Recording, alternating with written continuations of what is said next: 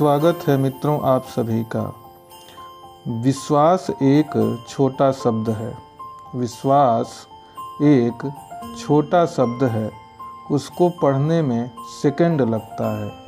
उसको पढ़ने में सेकंड लगता है। सोचो तो मिनट लगता है। सोचो तो मिनट लगता है।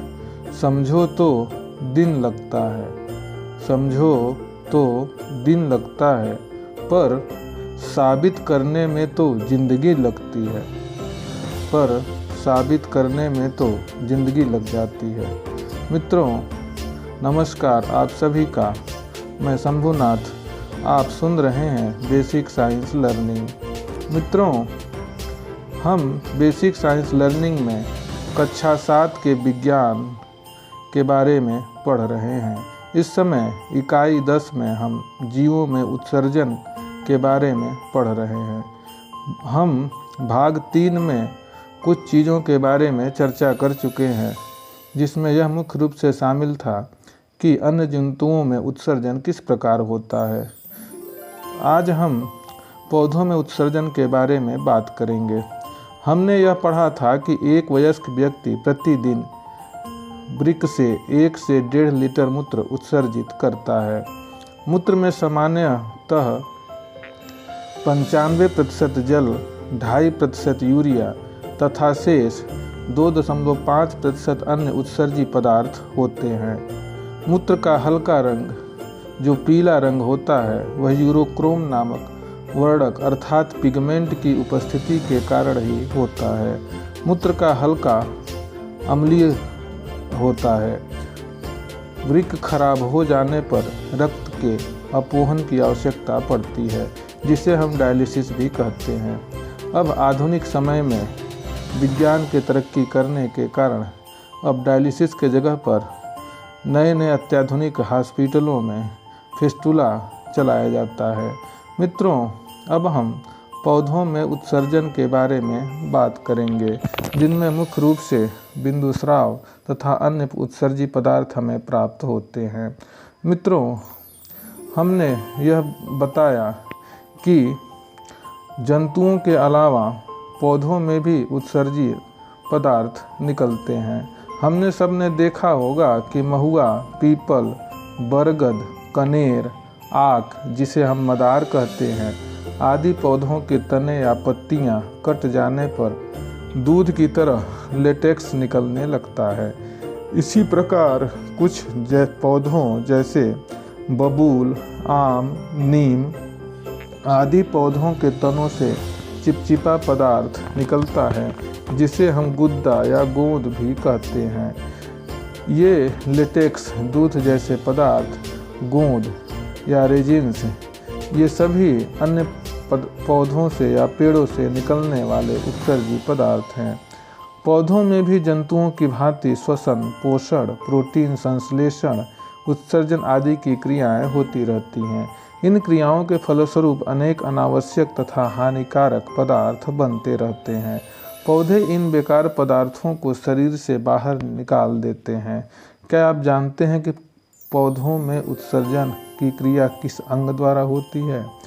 पौधों में इन जैविक क्रियाओं में बनने वाले बेकार एवं अनावश्यक पदार्थों को शरीर से बाहर निकालने के लिए कोई विशेष अंग नहीं होते हैं, लेकिन अनेक विधियों द्वारा ये अनावश्यक पदार्थों को शरीर से बाहर निकालते रहते हैं, अर्थात उत्सर्जन की क्रिया करते रहते हैं। कुछ पौधों की कोशिकाओं में विशेष वर्ज्य पदार्थ बनते हैं, जो पौधों की पत्तियों एवं छाल में एकत्रित हो जाते हैं।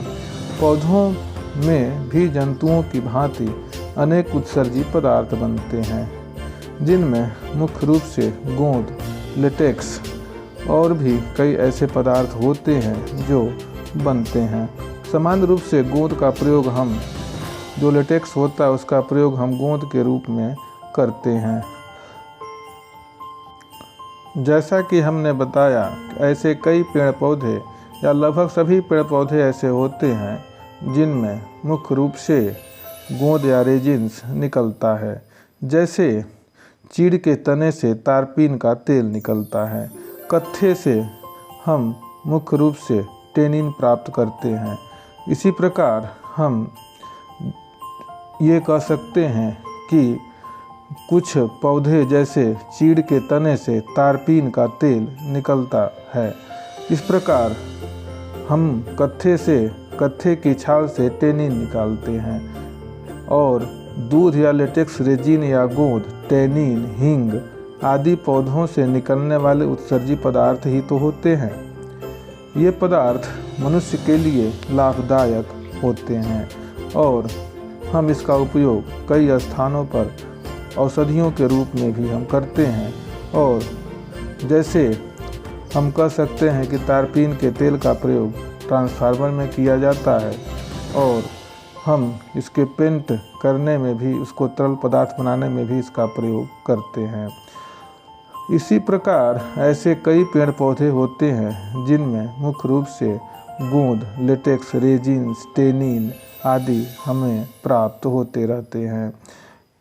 यदि हम पौधों में श्वसन क्रिया में बनी कार्बन डाइऑक्साइड पत्तियों में पाई जाने वाली रंध्रों द्वारा निकलती रहती है, तो उसी तरह से वर्षा ऋतु में प्रातःकाल कुछ शाकीय पौधों में या उनकी पत्तियों पर जल की बूंदें दिखाई देती हैं। ये जल की बूंदें कहाँ से आती हैं? ऐसे कई पौधे होते हैं जिनमें मुख्य रूप से हमको सुबह सुबह यदि हम जाकर देखें तो जल की बूंदें दिखाई पड़ती हैं। इनमें मुख्य रूप से टमाटर, अरबी और नेस्ट्रेशियम तथा मकोए के पौधे हैं। यदि हम देखें तो टमाटर के पौधे में भी पत्तियों पर और टमाटर के फल में भी सुबह सुबह हमको जल की बूंदें दिखाई पड़ती हैं। यदि हम अरबी के पौधे की बात करें तो अरबी के पौधे पर भी सुबह सुबह के पत्तियों पर हमको जल की बूंदें इकट्ठी होती हुई दिखाई पड़ती हैं। इसी तरह से यदि हम नेस्ट्रेशियम की बात करें तो नेस्ट्रेशियम का पौधा भी एक प्रकार का सजावटी पौधा होता है और उनमें भी हमें जल की बूंदें दिखाई पड़ती हैं।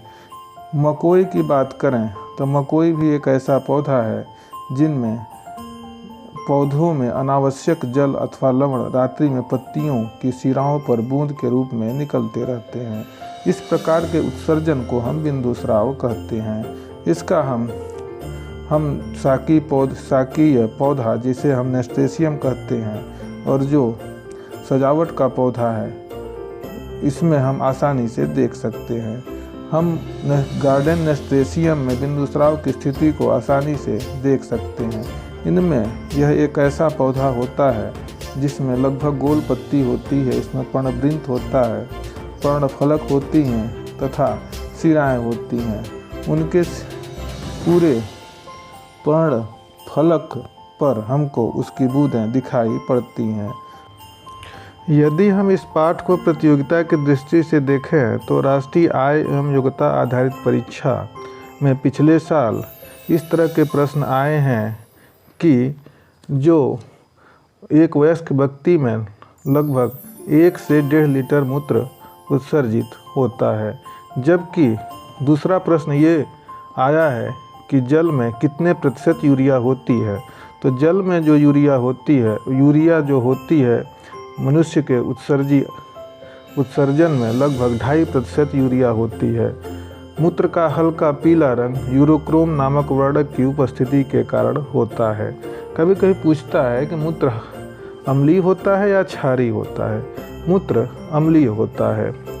दूसरा प्रश्न यह पूछता है कि चपटे कृमि या अन्य जो निम्न बहुकोशिकीय जंतु हैं उनमें उत्सर्जी पदार्थ क्या होते हैं। तो उनमें उत्सर्जी पदार्थ मुख्य रूप से अमोनिया होता है और चपटे कृमि में जो उत्सर्जन अंग होता है वह आदिवृक्क होता है। केंचुए में उत्सर्गिका होती है और कीटों में मेलपीघी नलिकाओं द्वारा उत्सर्जन की प्रक्रिया होती है। जबकि यदि हम उत्सर्जी पदार्थ की बात करें तो अमीबा पैरामीशियम स्पंज में मुख्य रूप से अमोनिया पदार्थ, जबकि सीपी और घोंघा में उत्सर्जी पदार्थ अमीनो अम्ल होता है। हमको ध्यान यह भी देना चाहिए कि सभी स्तनियों एवं उभयचरी वर्गों में उत्सर्जी पदार्थ यूरिया होता है, जबकि पक्षियों एवं सरीसृपों में उत्सर्जी पदार्थ यूरिक अम्ल होता है। हमने पौधों के उत्सर्जन के जो अंग हैं उनमें मुख्य रूप से बिंदुस्राव के बारे में प्रश्न आया है। तो उनमें मुख्य जो पौधे होते हैं वो टमाटर, अरबी और मकोए होते हैं, और एक पौधा नेस्ट्रेशियम भी होता है। इस पर प्रश्न पूछा गया है। अन्य प्रतियोगी परीक्षाओं में भी इस प्रकार के प्रश्न पूछे गए हैं जो निम्न तथ्यों पर आधारित हैं। तो मित्रों, आज के इस एपिसोड में बस इतना ही। धन्यवाद।